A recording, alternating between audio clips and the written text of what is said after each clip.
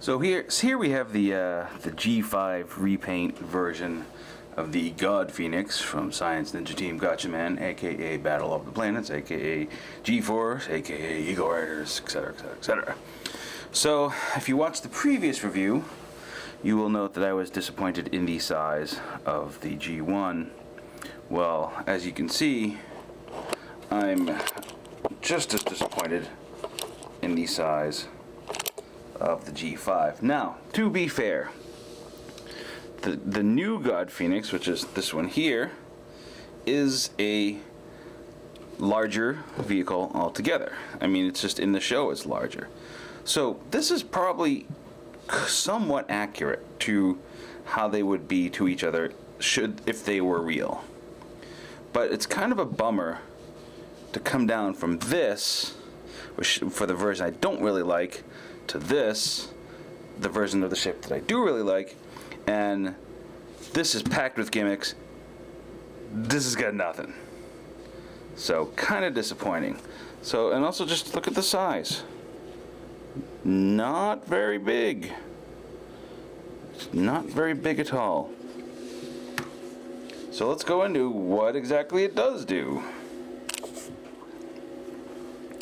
Alright, so G5. Like I said before, I'll say it again. This looks great. The proportions are really good. The sculpt is really good. A couple things are a little off in my opinion. I think the nose could be a little longer. I think the fins could be a little smaller. But there's no denying that it looks really, really great. And it is practically just a giant chunk of metal.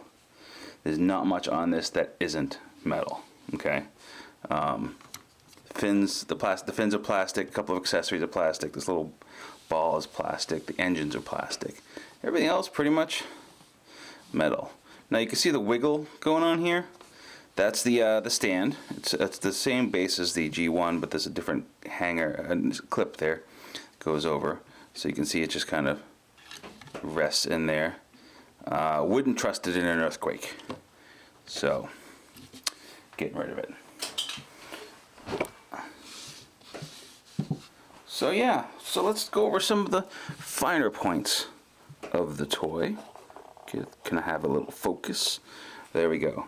Interesting design things. You don't often see this line here. It's got a nice little vent detail all over the place. Probably a little more detail than you would normally see in the show, but probably okay for line art.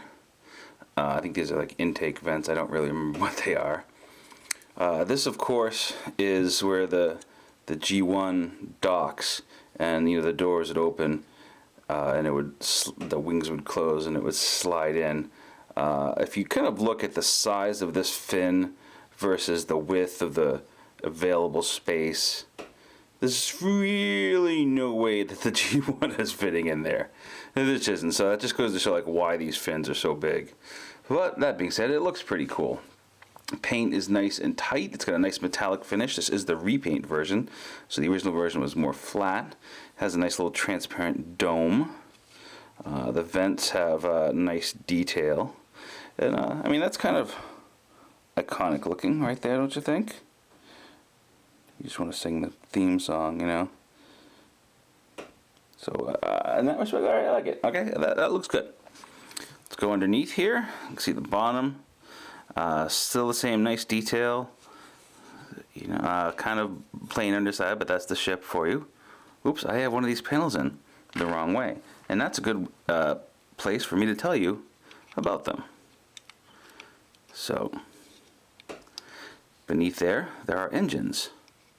And these panels can cover them for the kind of vent closed look, These things are in there tight.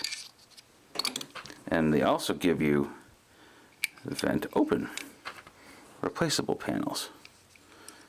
It's kind of a gimmick, but on the Uni 5 version, they're able to just put a lever in and just open closed, I think. Well, maybe that was for the vents on the side. But still, how hard it would have been to make little vents that open and close there. Not hard at all, I would think.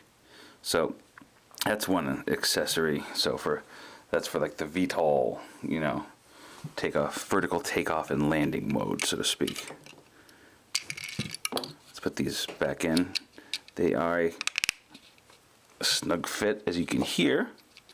Make sure that you have the vents facing the right way. Another odd little detail that they chose to represent is the underwater mode. So in that version, this door would slide down and reveal two submarine sort of jets. That's what you see there for when it goes underwater. An odd choice of a gimmick to show when they leave out so much other stuff, but that's what that plate does. Okay, the wings don't move. There are no panels in mini ships. The nose cone does not come off. Does not fire a bird missile or anything like that. Accessories, once again, little tray. Does have pop-in landing gear. This one came with the proper set of landing gear, which is nice. And once again, you have little panels. You just pry them off. They are small, so do not lose them. Okay, so these just sort of you match them up to the thing. Now they're so small and the fit is so tight that I am not going to push those things in all the way. Okay, just not.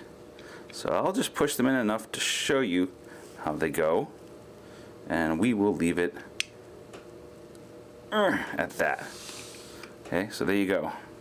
Little itty bitty landing gears. Like so.